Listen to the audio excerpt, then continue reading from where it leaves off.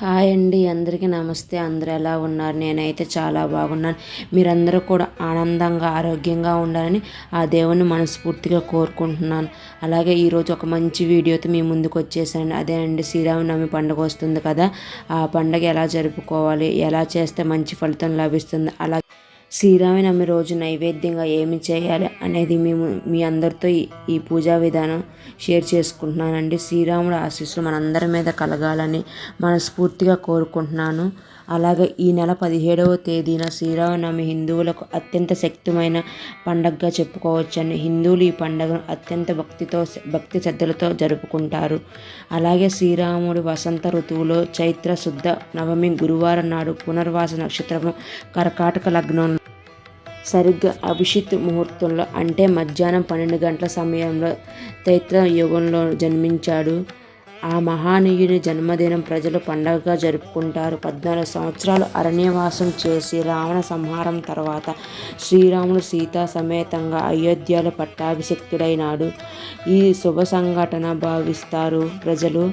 చైత్ర శుద్ధ నవమి నాడే జరిగిందని ప్రజలు సీతారాముల కళ్యాణం జరిపిస్తూ ఉంటారు. ఈ చైత్ర శుద్ధ నవమి నాడు భద్రాచలంలో సీతారాముల కళ్యాణాన్ని భక్తులు ఉత్సవంగా వైభవంగా జరుపుకుంటారు. ఇలాంటి అద్భుతమైన రోజు ఆడవాళ్ళు మర్చిపోకుండా గుర్తుపెట్టుకొని పసుపు రంగు చీర కట్టుకొని పూజ చేసుకుంటే భర్తకు నిండు నూరేళ్ళు ఆయుష్ లభిస్తుందని మన పండితులు చెబుతున్నారు. అలాగే సుమంగ్లి యోగం కలుగుతుందని, ఐశ్వర్యం సిద్ధిస్తుందని పండితులు అంటున్నారు. అలాగే సకల శుభాలు కలుగుతాయి. అలాగే సీతారాముల ఆశీస్సులు కలిగి అష్టైశ్వర్యాలతో పాటు భోగ్యభాగ్యాలు కలగాలని ఆ స్వామివారికి ఇలా పూజ చేస్తే ఎంతో పుణ్యఫలం లభిస్తుంది.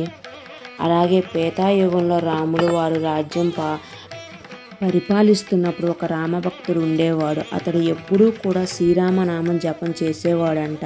ఎక్కడ రామాయణం కథ చెప్పబడుతుందో అక్కడే హనుమంతుడు కూడా ఉంటాడు కాబట్టి. అలాగే శ్రీరామనవమి పూజ ఎలా చేసుకోవాలి అనేది ఈ వీడియోతో మీతో షేర్ చేసుకుంటున్నాను.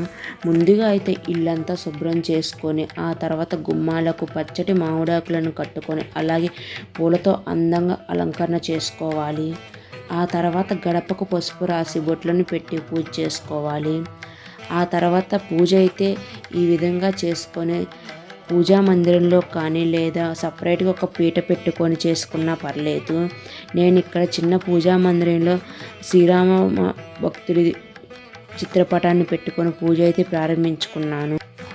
ఈ శ్రీరామనవమి రోజు ఇలా పూజ చేయటం వల్ల ఆ సంవత్సరం అంతా అఖండ ఐశ్వర్య అదృష్టాన్ని కలిసి వస్తుందని మన పండితులు చెబుతున్నారు. పూజ అయితే ఇలా మొదలుపెట్టుకున్నాను. ఇలా పువ్వులతో అందంగా అలంకరణ చేసుకున్నాను. స్వామివారి విగ్రహాన్ని పెట్టుకొని ఇలాగా ఏ పూజ మొదలుపెట్టినా మనం ముందుగా గణపతిని అయితే ఆరాధించాలి కాబట్టి గణపతి విగ్రహం రూపంలో పెట్టుకొని పూజ చేసుకుంటున్నాను. ఇక్కడ మీ దగ్గర విగ్రహం లేకపోతే చిన్న చిత్రపటాన్నైనా పెట్టుకొని పూజ చేసుకోండి. ఆ తర్వాత ఇలా అందమైన మల్లెమాలతోటి ఇలాగా శ్రీరాముడికి ఇలాగా అందంగా అలంకరణ చేసుకుంటున్నాను. ఆ తర్వాత ఇట్లా నా దగ్గర ఉన్న రకరకాల పుష్పాలతో ఇలా చక్కగా అలంకరణ చేసుకున్నాను.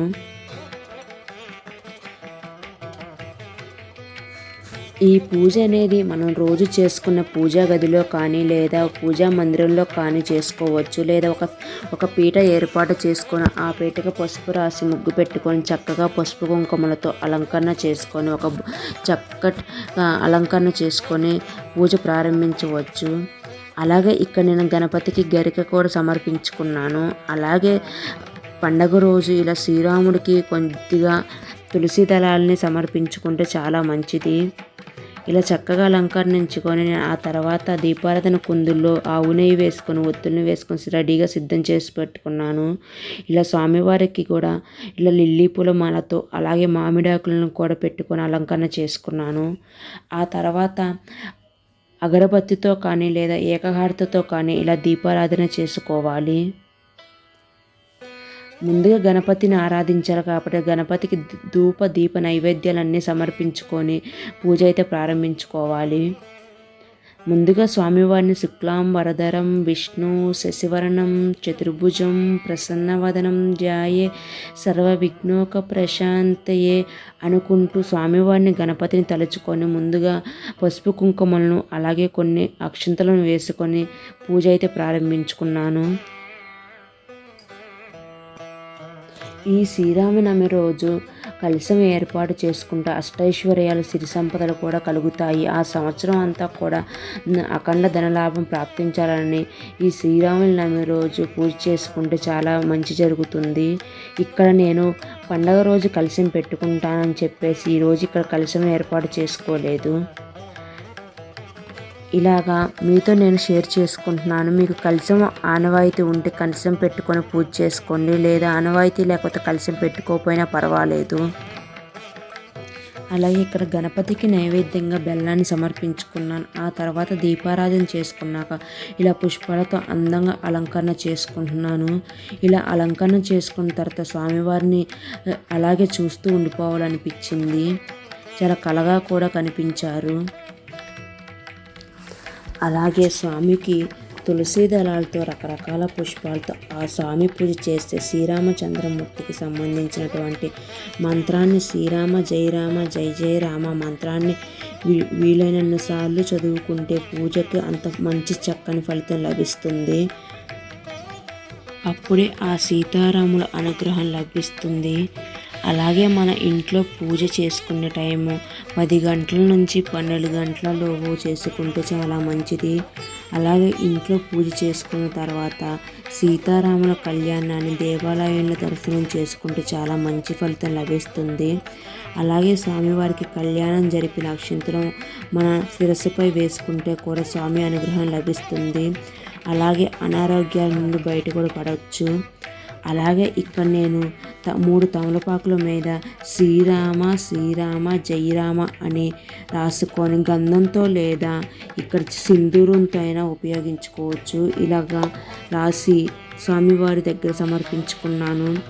అలాగే నైవేద్యంగా వడపప్పు పానకం అలాగే స్వామివారికి చలివిడి ఇక్కడ సమర్పించుకున్నాను. ఆ తర్వాత ఇట్లాగా స్వామివారికి పండ్లను కూడా సమర్పించుకున్నాను. ఇలా స్వామివారికి ఇలాగ చక్కగా మంచిగా పూజ చేసుకున్నాను. ఇక్కడ నేను శ్రీరాముడికి మంత్రం చదువుకోవడానికి ఒక ప్లేటు సిద్ధం చేసుకున్న అక్షింతలతోటి శ్రీరామ జయ రామ జయ జయ రామ మంత్రాన్ని చదువుకుంటూ అక్షింతలను వేసుకున్నాను. ఇట్లా వీలైనన్ని సార్లు చదువుకుంటే చాలా మంచిది. నేను ఇక్కడ 9 సార్లు చదువుకున్నాను. స్వామివారికి శ్రీరామ జయ రామ జయ జయ రామ అనుకుంటూ మంత్రం చదువుకుంటూ అక్షింతలను వేసుకున్నాను. అలాగే స్వామికి వడపప్పు పానకం చలివిడి ప్రసాదం సమర్పించుకుంటే చాలా మంచిది. అలాగే సమస్త పాపాలను హరింపజేసే సకల పుణ్యఫలాలను అందించే శక్తి ఒక్క రామనామానికే మాత్రమే ఉంది. రామ అనే 2 అక్షరాలు పలికితే చాలు రాముడు పలుకుతాడు. దేవుడు ఒక్కడే అయితే ఆ ఒక్కడు రాముడైనా అనిపిస్తుంది. దేవుడు పలు రూపాలతో దర్శనమిస్తే అందులో రాముడి రూపమే మనకు మరింత దగ్గరగా ఉంటుంది. అలాగే శ్రీరామనవమి రోజు శ్రీరామ అనే 2 పేర్లు 1,00,000 కానీ 1,00,00,000 సార్లు కానీ రాస్తే ఒక్కొక్క అక్షరానికి పాపాలను నశింపజేసి ప్రజల నమ్మకం. ఇలా పాపాలు నశింపజేస్తాయని ప్రజల నమ్మకం. అలాగే సమస్త పాపాలను పోయి సకల పుణ్యఫలాలు అందించే శక్తి ఒక్క రామనామానికి మాత్రమే ఉంటుంది.